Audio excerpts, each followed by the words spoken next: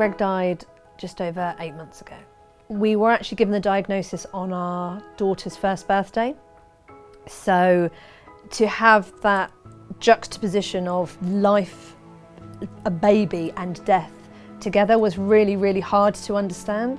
And then I think probably maybe after a couple of months, if you do enough reading, you kind of realise very quickly that metastatic stage 4 cancer means incurable.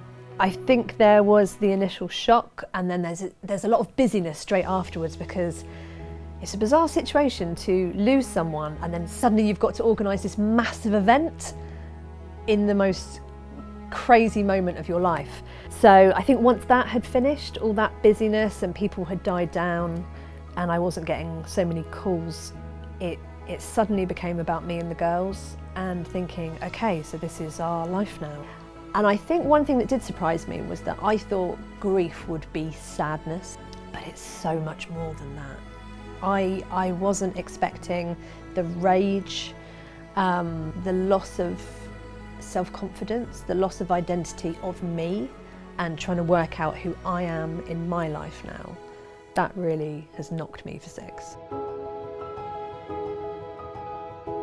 When the moment comes, I think nothing prepares you for it. And we hear this from families routinely. But what I think are the things that do help or can help are about talking with that person about what they would like to happen when they've passed away.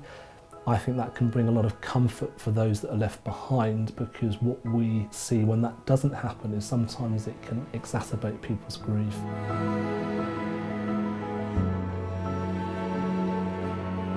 The best tools that I can offer are treating yourself incredibly kindly.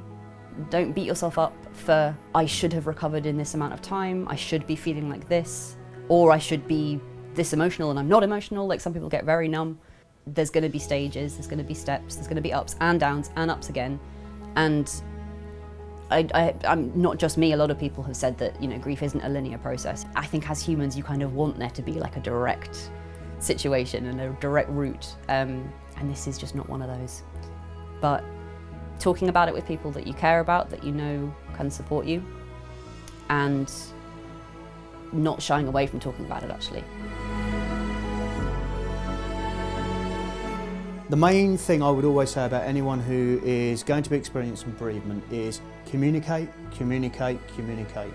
The more you talk, the more you share, the more support you get, the slightly easier that journey will be. Don't close up, don't not talk to people, don't close yourself away, because that's going to be tough.